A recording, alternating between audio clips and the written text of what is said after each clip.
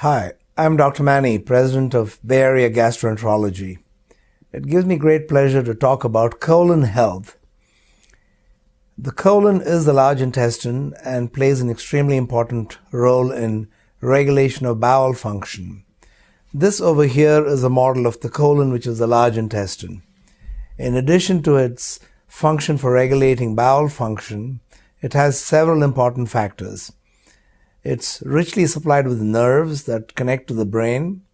It also actually interacts very closely with the outside world and has extremely important functions in terms of nervous regulation of the intestines, overall health, as well as the immune system.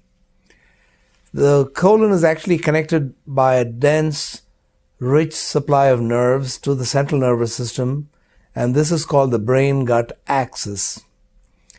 Health of the colon is paramount importance to the health of the individual.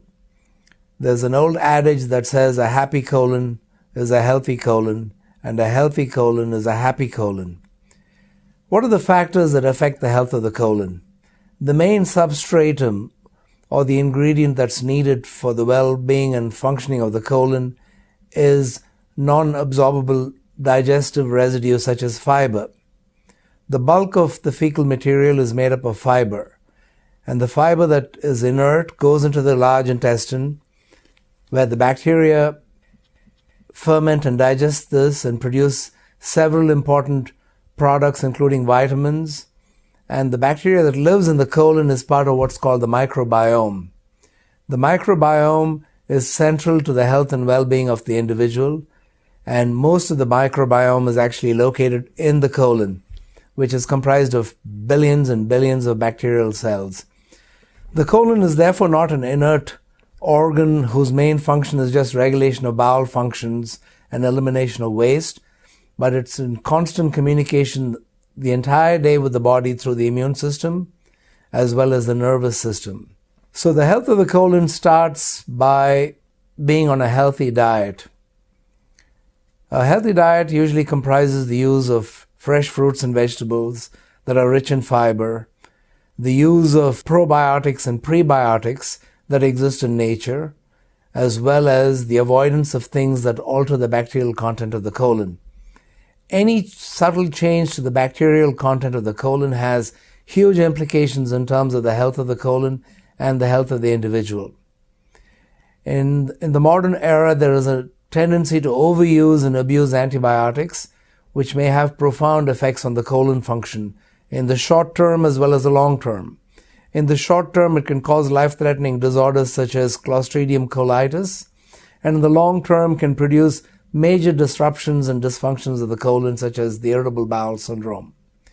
So the well-being of the colon and the health of the colon starts with a healthy diet that is rich in fiber, fresh fruits and vegetables, avoidance of red meats or decrease in the amount of red meats, and the use of monosaturated and polysaturated fatty acids and the avoidance of excessive consumption of fats. Exercise has an important function in terms of colon health as well. It is well known that a healthy exercise pattern restores the normal functioning of the colon in several disorders. The avoidance of antibiotics and the judicious use of antibiotics is extremely important in terms of preserving the well-being of the colon.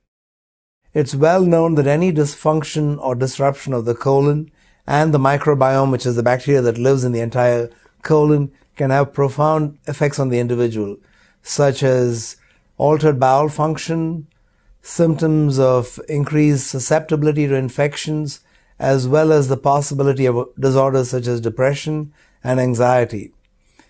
Modern science is now unraveling some of the mysteries of the microbiome, and as time goes by, we'll know more about the specific disorders that occur because of disruptions of the microbiome, which in turn affect the health of the colon.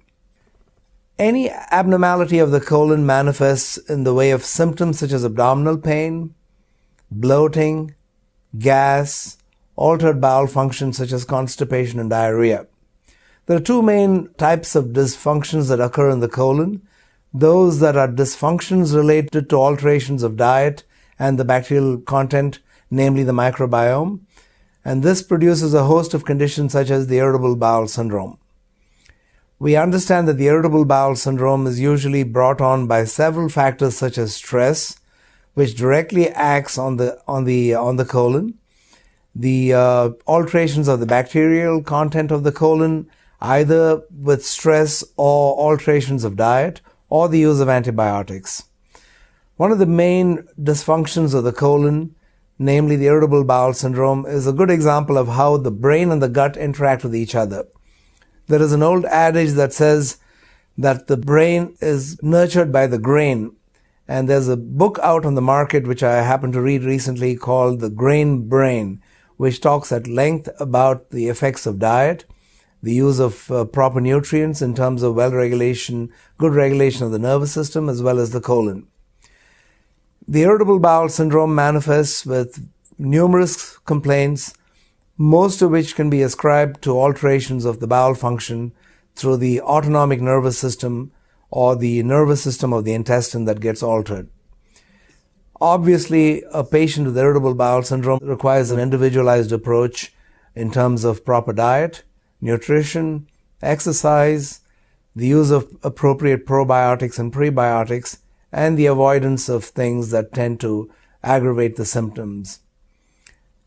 Oftentimes, we use specific medications to help patients deal with the symptoms of the irritable bowel syndrome.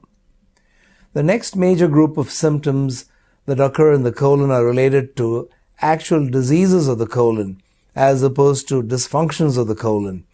The irritable bowel syndrome is a good example of a dysfunction of the colon. The true diseases of the colon can be classified as inflammatory conditions such as colitis and Crohn's, and potentially dangerous conditions such as polyps and cancer.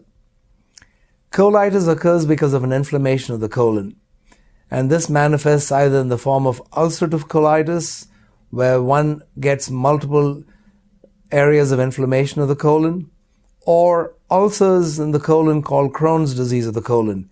And in between, we have several variants that overlap. These are diseases that are potentially very serious and can have lifelong implications for the patient. In the treatment of Crohn's disease, colitis, ulcerative colitis requires a very specialized, individualized approach, taking into consideration the entire patient in terms of the genetics, in terms of diet, and the use of specific medications. One usually starts with very simple anti-inflammatory medicines, and depending upon the severity of the disease, one may have to use medications to control the immune system and regulate the immune system so that the patient goes into a remission and has a normal lifestyle. The most serious disorders of the colon also include conditions such as colon polyps and colon cancer. As most people know, colon polyps can be precursors to colon cancer, and colon cancer in this day and age is a completely preventable disease because most of them start as little polyps, which are small little bumps in the lining of the colon. Thousands of patients die around the world every year because they never undergo colonoscopy screening. It is of paramount importance to undergo colonoscopy screening for prevention of colon cancer. Colon cancer is almost entirely preventable with adequate colon cancer screening. The importance of colon polyps and colon cancer screening cannot be overemphasized. Once again, a healthy colon is a happy colon, and a happy colon is a healthy colon, and it starts with some fundamentals such as good diet, exercise, the avoidance of stressors, as well as the judicious use of medications and appropriate diagnosis and therapy. If we can be of further help and assistance, please contact us on our website at www.gibay.com or 281-480-6264. Thank you for your time.